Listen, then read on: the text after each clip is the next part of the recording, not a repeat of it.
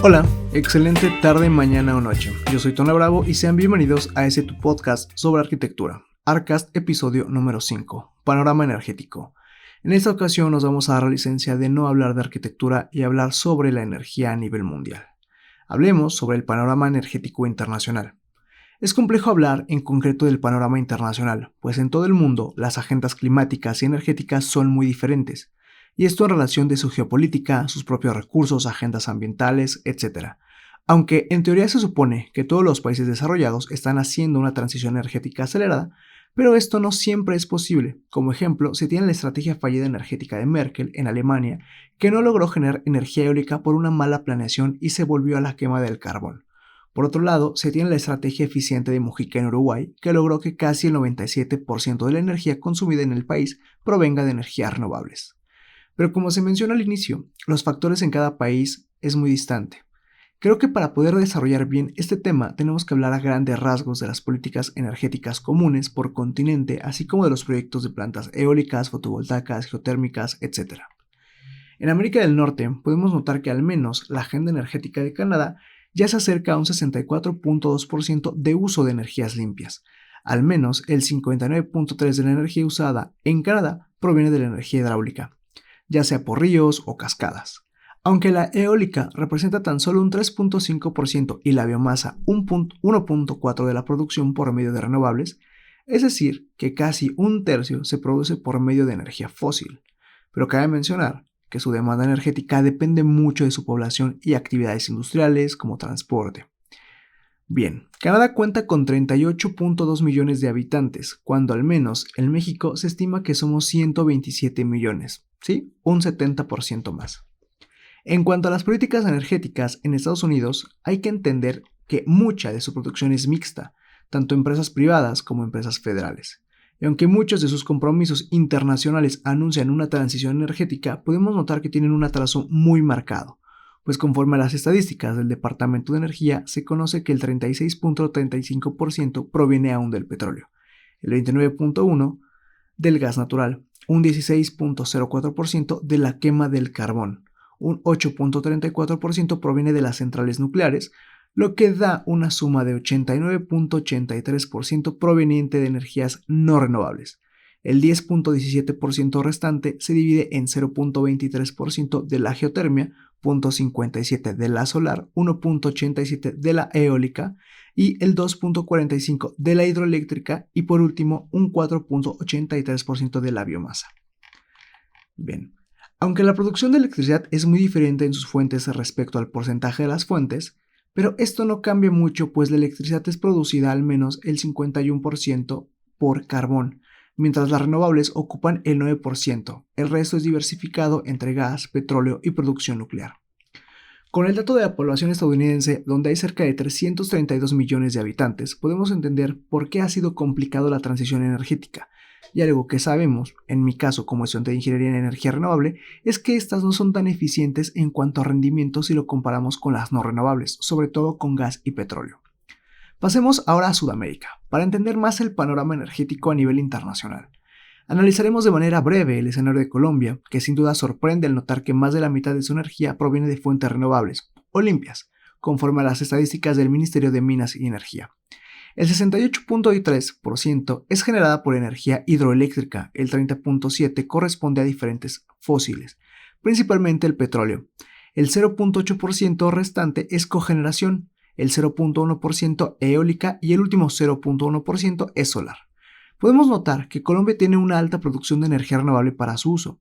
En el sector eléctrico, Colombia tiene un superávit de energía que incluso exporta a Panamá. El gobierno es dueña de la generación y transmisión de energía en el país, sin embargo, la exportación sí es por medio de empresas privadas. Cabe resaltar que la población de Colombia dista mucho de la que tenemos en Estados Unidos o en México, pues su población es de 55.5 millones de habitantes.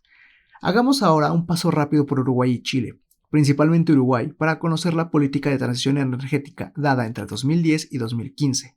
Uruguay es un caso muy particular, interesante y digno de investigar, pues la política energética de José Mujica, en el cual analizó la política anterior que se comenzó a usar en la década de los años 90 del siglo pasado, en el cual también el país importaba energía de su vecino Argentina. Esto muchas veces con un gran sobrecosto, y esto se puede apreciar en un gráfico que tiene el Ministerio de Industria, Energía y Minería de Uruguay.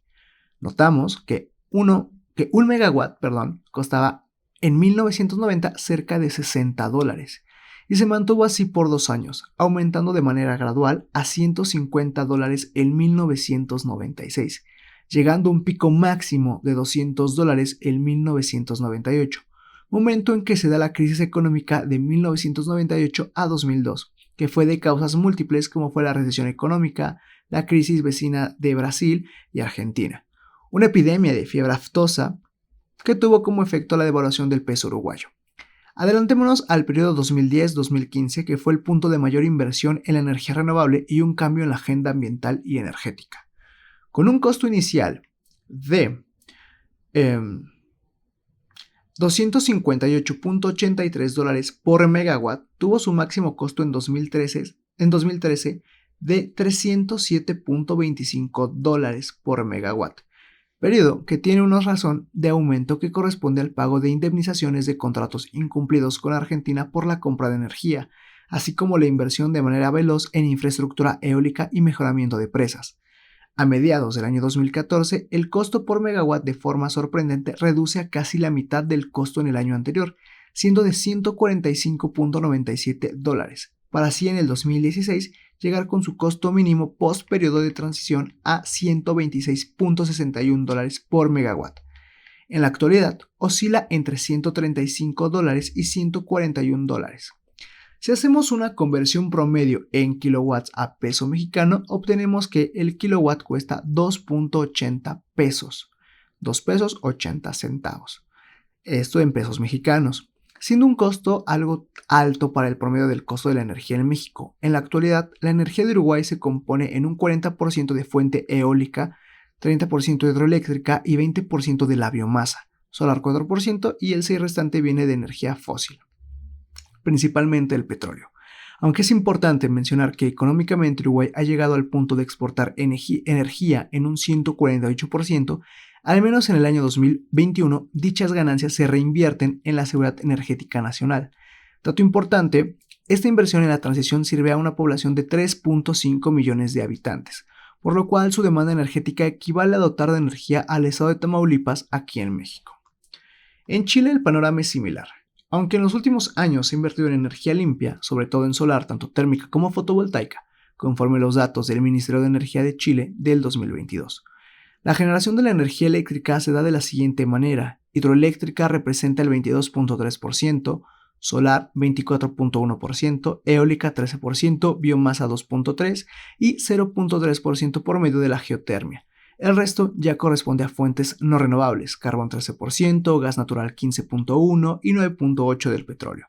Los costos son similares a Uruguay y aunque los inversores de energía son diferentes, se mantiene lo acordado conforme a los compromisos ambientales y energéticos de ambos países. Pasando al continente europeo, es aún más complejo entender su panorama, pues gran parte de los costos y de las fuentes de energía se están viendo afectadas por el conflicto en Ucrania. Además de que geográficamente esos países cuentan con poca fuente de energía limpia, pues su clima no permite un ambiente adecuado para la producción de energía por viento o por radiación solar, por lo cual varios aún dependen de las energías fósiles. Analizaremos de manera breve el panorama energético de España, Italia y de Ucrania, con el fin de ampliar el panorama en este continente. En España, una de las problemáticas que se han tenido es que el sector energético no se encuentra nacionalizado y más del 80% de los proveedores de energía son particulares, lo que ha llevado a una alza de casi el doble de la tarifa debido a que esos proveedores compran la energía en su mayoría de Medio Oriente y parte de Asia. Aunque respecto a esto, y desde hace años se comenzó la transición energética, dejando con solo un 44% la energía proveniente del petróleo, al carbón un 9%, al gas natural 12%, que viene en su mayoría de Rusia y Medio Oriente, siendo casi en su totalidad todo el gas importado, lo que ha llevado a costos altos en los servicios de gas para calefacción. A la energía nuclear se le da un 14%, esto gracias a las 5 centrales nucleares que tienen toda la extensión de su territorio. El 21% restante de la energía producida por fuentes renovables, con lo que domina en un 6% la eólica, 10% la solar, tanto térmica y fotovoltaica, y el último 5% corresponde a la biomasa. En el caso de Italia, se ha avanzado de manera rápida en aumentar la cantidad de energía eléctrica producida por medios renovables y sobre todo contando con una de las principales plantas de geotermia más grandes del mundo, produciendo 769 megawatts por hora. Pero esto a la escala de consumo eléctrico italiano corresponde tan solo a un 2%, siendo este un país aún dependiente del gas que representa el 45% de la fuente de generación de su energía, seguido por la hidroeléctrica 20%, eólica y fotovoltaica 9%, cada uno respectivamente, biomasa 3%, carbón 5% y el 7% restante corresponde a la cogeneración de energía en plantas de ciclo combinado. Haciendo una mirada breve a Ucrania, notamos que es uno de los países más atrasados en cumplir las agendas internacionales de acciones para mitigar el cambio climático, pues este país produce su energía eléctrica por medio de carbón y petróleo en casi un 70%, del cual al menos el 51% del carbón se obtiene en el mismo territorio ucraniano. El resto es importado. Es así entonces que el 30% restante se divide en energía renovable, sobre todo la energía nuclear en un 12% y el resto se divide entre hidroeléctrica, solar, eólica y fotovoltaica. Esto último se debe a que la parte oriente de este país es rico en minas de carbón y con ello llevan años generando su energía. Hace cerca de 40 años comenzaron a usar la energía nuclear, por eso se desaceleró debido al accidente de Chernobyl y se decidió regresar a las fuentes fósiles. Ahora hablemos del panorama energético y las tendencias de crecimiento en México. Un tema realmente complejo por exponer, y sobre todo por el trabajo realizado por la CENER en ese sexenio, en donde las inversiones se han dado de diferentes sectores energéticos, tanto renovables como convencionales. La agenda energética del periodo 2018-2024 habló en su momento de una refinería de gran tamaño, con la intención de evitar la compra de gasolinas del extranjero y producir una gasolina nacional. Sin embargo, esto no representa un dato para la generación de energía limpia. Lo que sí figuró a inicios de ese sexenio fue la rehabilitación de las presas hidroeléctricas del país, que representan realmente un grueso porcentaje de las fuentes de generación. Conforme a los documentos de PRODECEN, Programa para el Desarrollo del Sistema Eléctrico Nacional, en el anexo número 1 encontramos los siguientes datos de generación de energía. Notamos que en el periodo 2019-2020 hubo una reducción de energía generada por hidroeléctricas. Esto, como mencionamos, gracias a un mantenimiento mayor que se realizó justo en esos años, lo que le permite una nueva vida útil por 50 años más. Aunque esto representa el mejoramiento de la capacidad de generación eléctrica y un aumento de solo el 12%. Esto no llegaría a ser suficiente para la mayoría de los caudales, pues esos han llegado a su límite. Este mantenimiento hace que la CFE cumpla con el Acuerdo de París, pero el siguiente año en donde el 35% de su energía provendrá de energías limpias. Parte de este programa de mantenimiento espera que se incremente en 1.860 gigawatts hora por año, lo cual en la tabla que vemos, en el caso del anexo número 1, se superó la expectativa. En cuanto a la energía eólica, podemos ver que casi se duplicó la generación de energía pasando de 12.435 gigawatts por hora en 2018 a 21.074 gigawatts hora, lo que representa un 84.73% más.